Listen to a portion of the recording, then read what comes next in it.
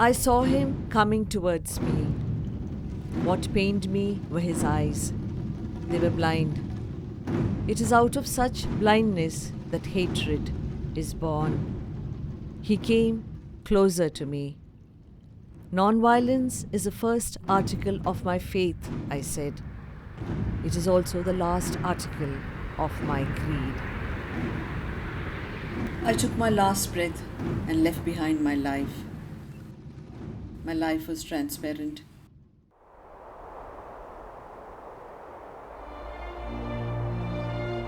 Even a child could see through it. It was an entire set of conversations I had with the people of India and of the earth. A constant reaching out to the goodness in the human being. This was the foundation of my beliefs for the entire 78 years of my life. Nothing could erase it, not even a drop of rain.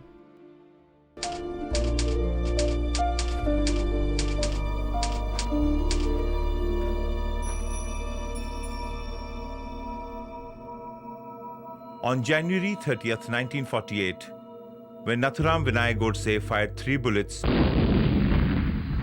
into Gandhi's chest and abdomen at point-blank range, he was making a statement. Wipe out Gandhi's ideology from the history of independent India and replace it with the one followed by the Hindu Mahasabha and the Rashtriya Swayamsevak Sangh, or the RSS. The one of Hindu Rashtra.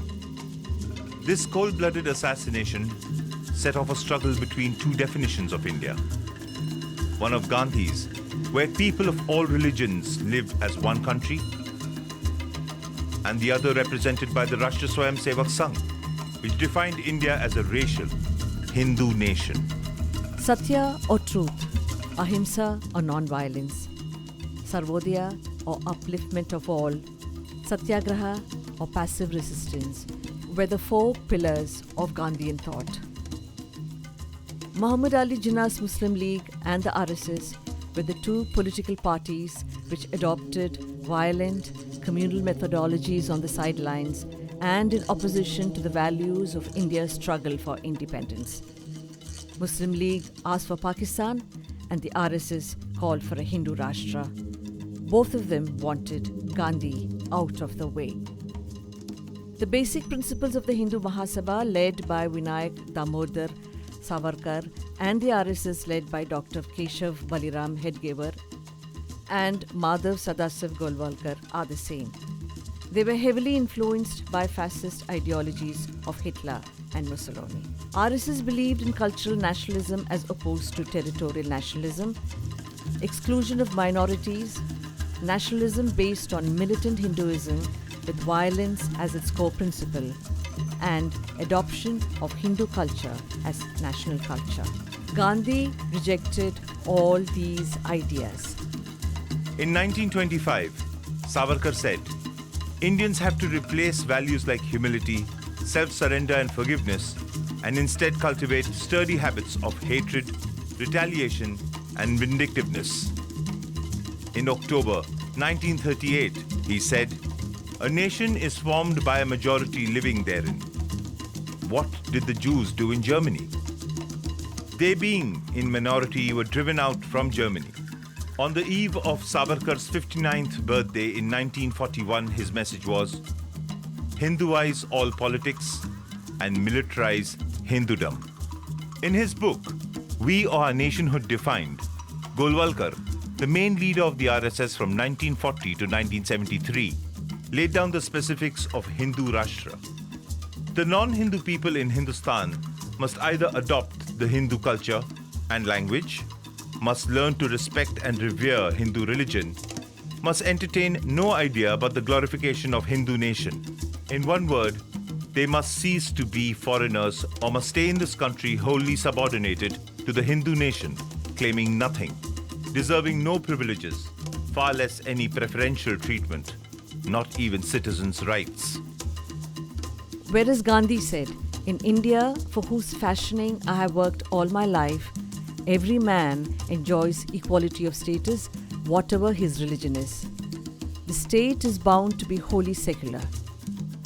And religion is not the test of nationality, but is a personal matter between man and God. It must not be mixed up with politics or national affairs. Thus, it is not surprising that the Hindu Mahasabha, under Savarkar's leadership, shared power with the Muslim League in the Bengal and Sindh ministries before partition. On 20 January 1948, Godse and his gang made an attempt to assassinate Gandhi. Gandhi reacted to the assassinators.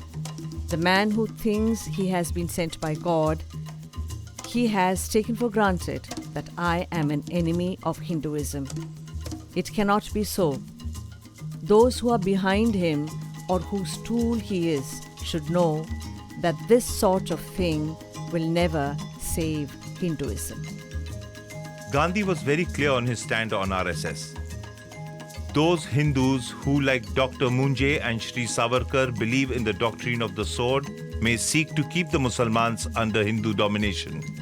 I do not represent that section. Finally, it was Ambedkar who settled the issue. He wants the Hindu nation to be the dominant nation and the Muslim nation to be the servant nation.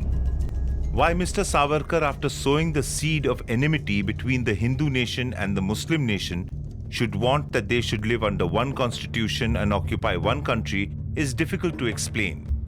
In 1930, at the age of 22, Godse became a member of the RSS under Hedgewar and soon became its Baudik Pracharak or intellectual propagator.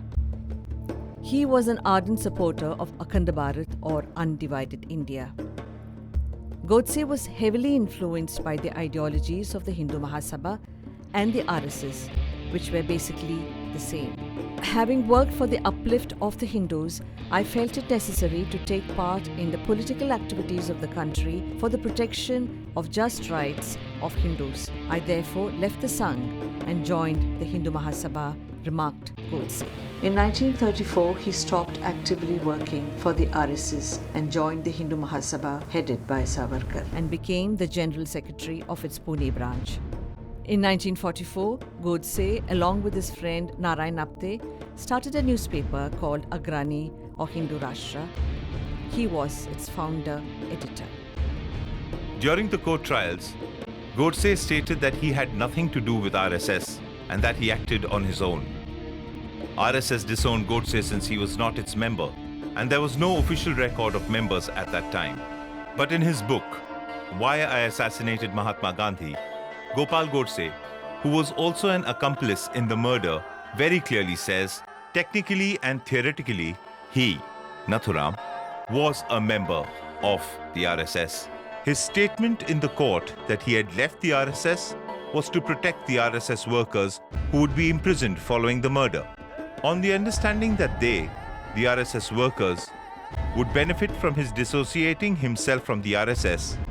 He gladly did it. Savarkar was Godse's mentor. Due to lack of evidence, Savarkar was not convicted in Gandhi's assassination.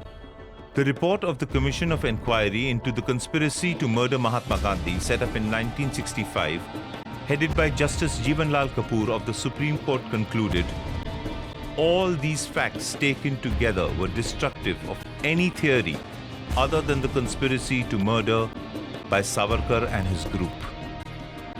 At the trial, Godse said that Gandhiji had to be eliminated since he has acted very treacherously to the nation by his consenting to the partitioning of it. The partition of India was a complex set of processes with visible and invisible forces working at different levels, which finally partitioned the country. More than 500,000 people died and 12 million became homeless. It was one of the largest population movements in recorded history. To blame Gandhi for partition is historically incorrect and is a fictitious myth being propagated by RSS. The events and statements by the leaders of that period disprove this point. All through the struggle for independence, Gandhi's cry was that of a lone voice in the wilderness, saying that India should not be broken up. He stood steadfast in his belief until the very end. The demand for Pakistan as put forth by the Muslim League is un-Islamic, and I have not hesitated to call it sinful. Islam stands for unity and the brotherhood of mankind, not for disrupting the oneness of the human family. Therefore, those who want to divide India into possibly warring groups are enemies alike of India and Islam. They may cut me into pieces, but they cannot make me subscribe to something which I consider to be wrong. Although Savarkar kept demanding for Akhand Bharat or undivided India, ironically, he was the one who propounded the two-nation theory in 1923 in his book Hindutva, 16 years before Jinnah did. In 1945, Savarkar went on to say, "I have no quarrel with Mr. Jinnah's two-nation theory. We, the Hindus, are a nation by ourselves, and it is a historical fact that the Hindus and the Muslims are two nations. The only alternative to Pakistan is undivided India," said Gandhi. "There is no via media. Once you accept the principle of partition in respect of any province, you get into a sea of difficulties. By holding fast to the ideal of undivided India, you steer clear of all difficulties." In 1937, at the open session of the Hindu Mahasabha, Savarkar said, "India cannot be assumed today to be a unitarian and homogeneous nation, but on the contrary, there are two nations in the main, the Hindus and the Muslims." But Gandhi said, "The Hindu thinks that in quarreling the Musalman he is benefiting Hinduism, and the Musalman thinks that in fighting a Hindu he is benefiting Islam, but each is ruining his faith." The anti-British movement led by Gandhi has been the biggest mass movement in the history of the world. During the freedom movement, there were other political trends striving for a secular, democratic, socialist India. Personalities like Bhagat Singh, Ambedkar belonged to this stream, while others like Jinnah, Savarkar and Golwalkar harped on a nation in the name of religion. Bhagat Singh fought for the rights of the working classes, while Dr. Ambedkar articulated the democratic values inherent in our nation. Muslim League, Hindu Mahasabha and the RSS kept aloof from the freedom movement and did not participate in the anti-British struggle. Golwalkar felt that the freedom movement should not be an anti-British struggle fighting for territorial gains. Instead, be a movement towards establishing a Hindu nation. In his book Bunch of Thoughts, Golwalkar said, "The theories of territorial nationalism, which formed the basis of our concept of nation, had deprived us of the positive and inspiring content of our real Hindu nationhood. Being anti-British was equated with patriotism and nationalism. This reactionary view has disastrous effects upon the entire course of the independence struggle."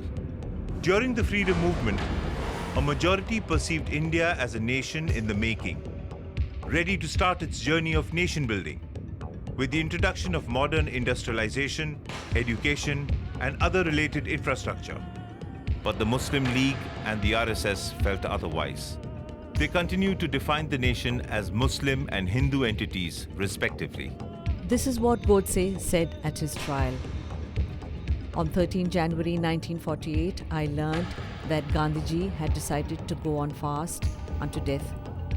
The reason given was that he wanted an assurance of Hindu-Muslim unity. But I and many others could easily see that the real motive was to compel the Dominion government to pay a sum of rupees 55 crores to Pakistan, the payment of which was emphatically refused by the government. The accumulating provocation of 32 years, culminating in his last pro-Muslim fast, at last goaded me to the conclusion that the existence of Gandhiji should be brought to an end immediately. But the historical facts state otherwise. Out of a reserve of 375 crore rupees with the Reserve Bank of India at the time of partition, Pakistan's share was 75 crore rupees, of which 20 crore rupees had been given to Pakistan. The balance amount of 55 crore rupees or 550 million rupees was to be handed over later by the Indian government to Pakistan as per the agreement of 2nd December 1947. On 6 January 1948, the government of Pakistan sent a memorandum to the Deputy Governor of the Reserve Bank in Karachi asking for this sum of 55 crore rupees from India. Gandhi began his fast on Monday, 13 January 1948. The fast was undertaken with a view to restoring communal harmony in Delhi. It was his day for observing silence. So after he began his fast, his written statement was read out in the evening's prayer meeting. In this statement, he does not mention the issue of giving 55 crore rupees to Pakistan. On January 15th, the Government of India announced its decision to give rupees 55 crore to Pakistan. On hearing this, Gandhi should have ended his fast, if 55 crore was the main issue for his fast. He continued his fast till 18th January. The press release of the Government of India nor the list of assurances given by the committee headed by Dr. Rajendra Prasad to persuade Gandhi to give up his fast did not include the issue of 55 crores. As per the agreement between both the governments, the 55 crores rightly belong to Pakistan, so Godse's argument is flawed. Since the year 1934, over a period of 14 years, there were many attempts to assassinate Gandhi. Out of these attempts, some involved the Pune branch of the Hindu Mahasabha, while some point to the involvement of Narayan Apte and Nathuram Godse. Godse joined the Pune branch of the Hindu Mahasabha in 1936 as its secretary. These cases are well documented. In 1944, Godse was arrested while trying to assault Gandhi with a sharp weapon at Panchgani near Pune. Strangely, the issue of 55 crore rupees did not even exist then. After this event, Gandhi had invited Godse for discussions, but the latter did not respond to this request. Pyariral, Gandhi's secretary, said, "These people kept photographs of Gandhi, Nehru and other Congress leaders in their shoes.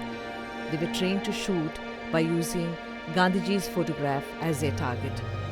These were the same people who later murdered the Mahatma while he was striving to bring peace to a riot-ravaged Delhi in 1948.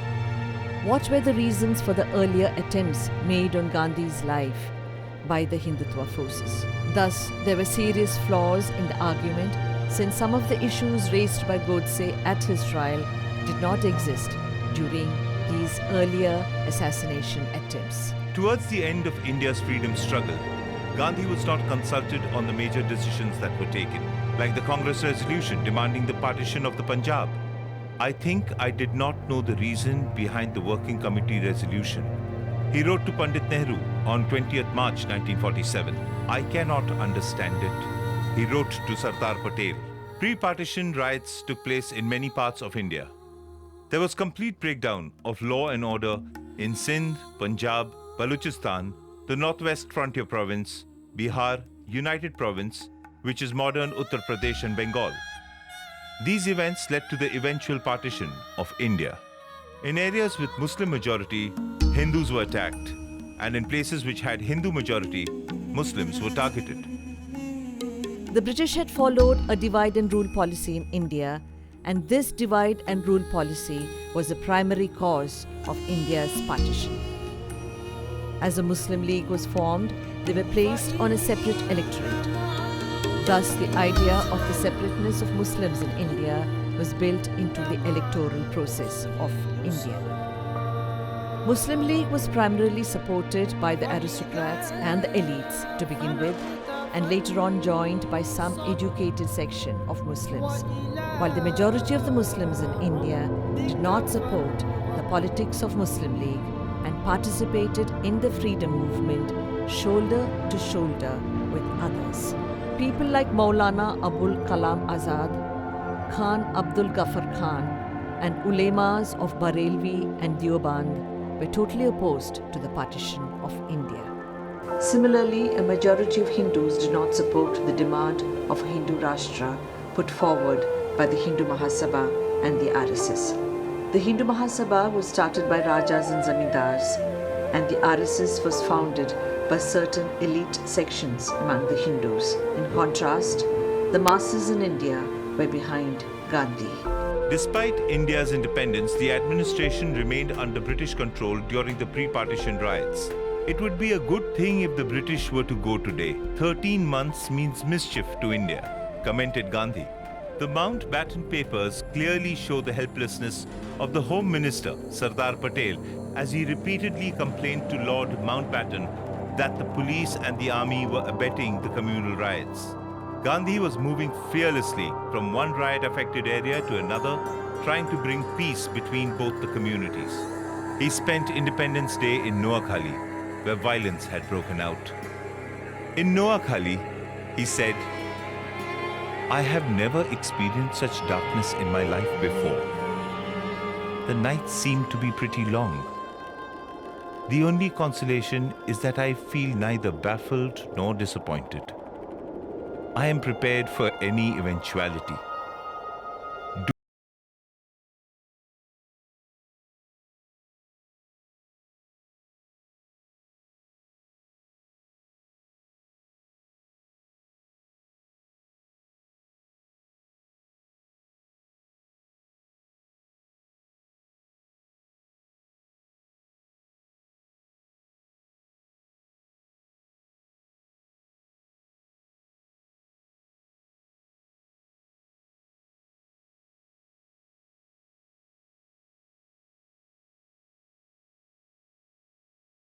As independence.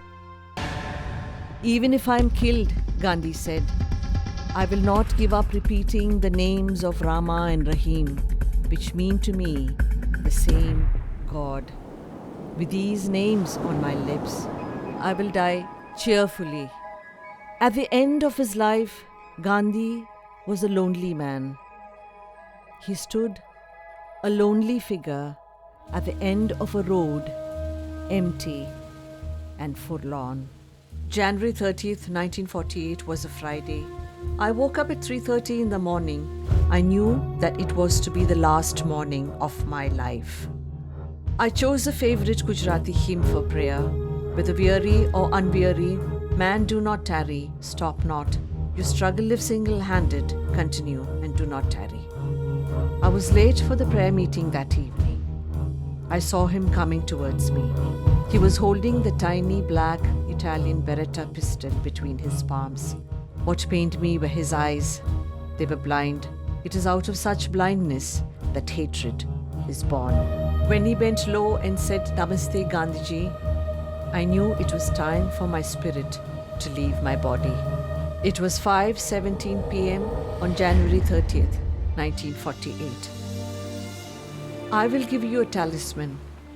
Whenever you are in doubt or when the self becomes too much with you, apply the following test. Recall the face of the poorest and the weakest man, woman, whom you may have seen, and ask yourself, if the step you contemplate is going to be of any use to him, will he gain anything by it? Will it restore him to a control over his own life and destiny? In other words, will it lead to Swaraj, freedom for the hungry and spiritually starving millions? Then you will find your own doubts and yourself melt away.